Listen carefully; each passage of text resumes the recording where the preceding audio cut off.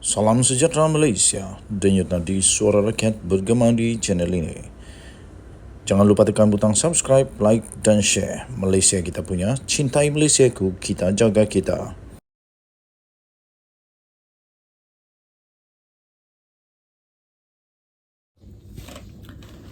Salam sejahtera Malaysia, denyut nadi suara rakyat bergema di channel ini. Anak Muhyiddin Yassin kali ini pula dikaitkan dengan seorang yang telah pun didakwa oleh ASPRM. Datuk Roy, pegawai ASPRM, didakwa atas kesalahan yang berkaitan dengan anak Muhyiddin Yassin. Seorang ahli perniagaan dikenali sebagai Datuk Roy dan seorang lagi pegawai ASPRM dihadapkan ke Mahkamah Session Kuala Lumpur pada pagi ini, iaitu pada 25 hari bulan yang lalu, atas dakwaan atas dua pertuduhan rasuah yang melibatkan dakwaan dorongan supaya anak bekas Perdana Menteri Tan Sri Mahyadin Mak Yassin tidak direman Suruhanjaya anti rasuah itu. Kali ini lebih dahsyat. Datuk Roy yang namanya sebenarnya ialah Muhammad Hussein Muhammad Nasir dan Muhammad Rashidi Muhammad Said membuat pengakuan tidak bersalah dan meminta untuk dibicarakan terhadap pertuduhan mahkamah itu. Beliau didakwa bersama-sama secara rasuah telah meminta rasuah untuk diri mereka atau bagi mana-mana orang lain untuk satu suapan wang tunai berjumlah RM400,000 Malaysia daripada Siti Dalena Berhan. Siti Dalena Berhan yang berusia 47 tahun sebagai dorongan untuk tidak menahan reman Fakhri Yassin Mahyadin semasa siasatan pihak SPRM. Difahamkan Fakhri Yassin tidak pernah ditahan oleh SPRM. Tapi saya fikir kalau memang betul-betul Fakhri Yassin Mahyadin ini ada kes yang boleh disiasat, dia tak akan boleh lari ke mana-mana. Dia tak akan dapat bersembunyi ke mana-mana. Dia tak akan dapat untuk sentiasa selamat kerana SPRM pasti tahu juga akhirnya. Pertama. Kedua, Tuhan pasti tunjuk juga bukti. Ketiga, kalau menang di dunia pun dapat sembunyi di dunia, macam mana nak sembunyi di akhirat nanti? Sama juga.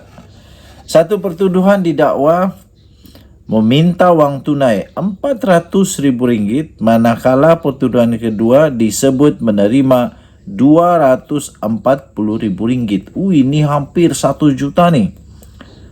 Wow, boleh jadi kaya ni.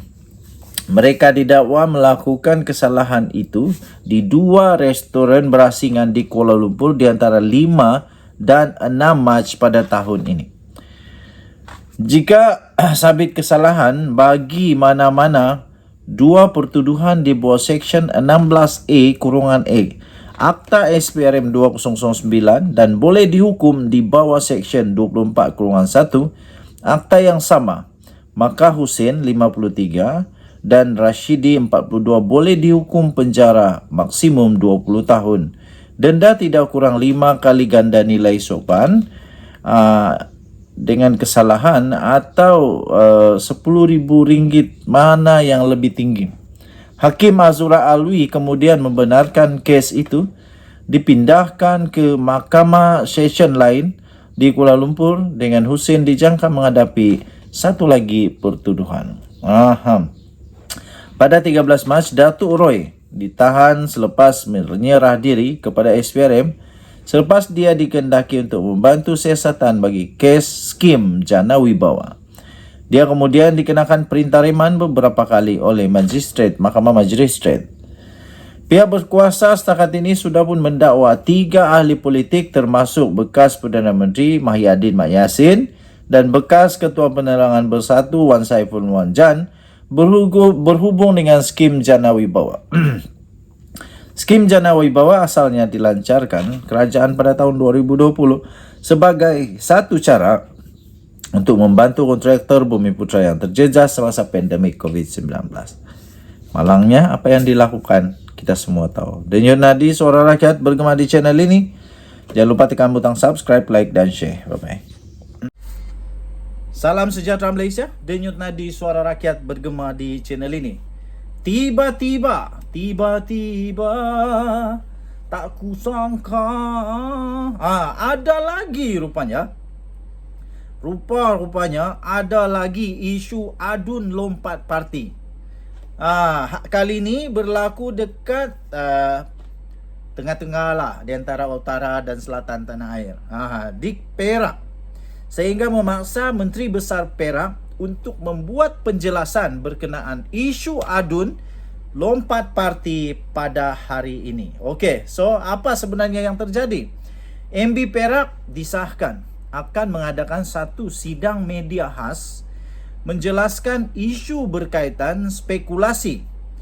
Kononnya ada gerakan menjatuhkan kerajaan perpaduan di negeri itu sebelum sidang Dewan Undangan Negeri pada hari ini. Sidang akbar tergempar Menteri Besar Perak akan dilaksanakan.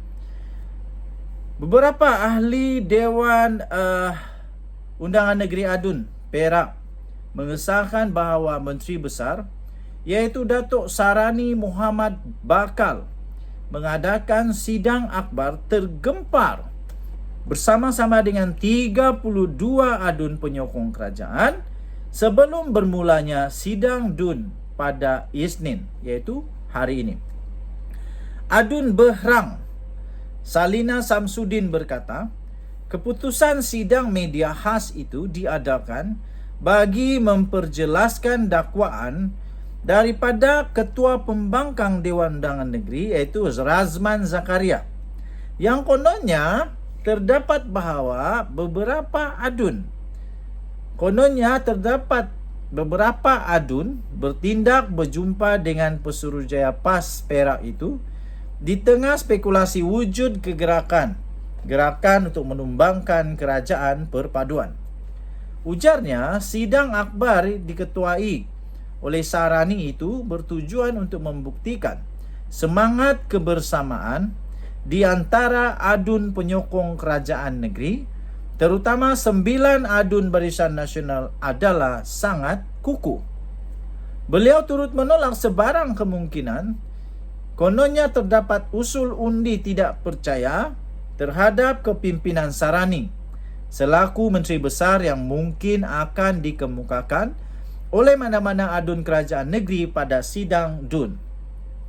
Okey, so semakin hangat berputar-putar di Malaysia ini.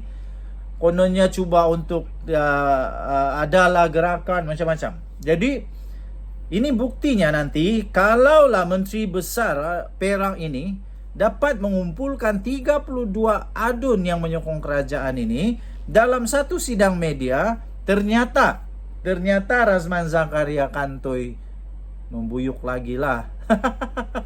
Ataupun tiba-tiba berubah fikiran, mungkin kononnya ada adun yang berjumpa dengan Pesuruhjaya PAS Perak itu, tapi kalau tiba-tiba ada 32 adun yang tetap bersetuju untuk memberikan sokongan kepada kerajaan itu, maksudnya mereka sama ada itu cerita yang dibuat-buat ataupun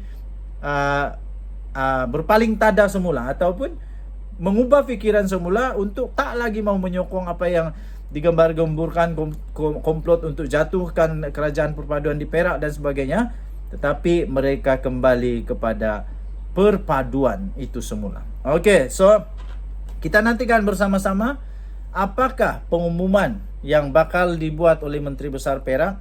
Adakah memang benar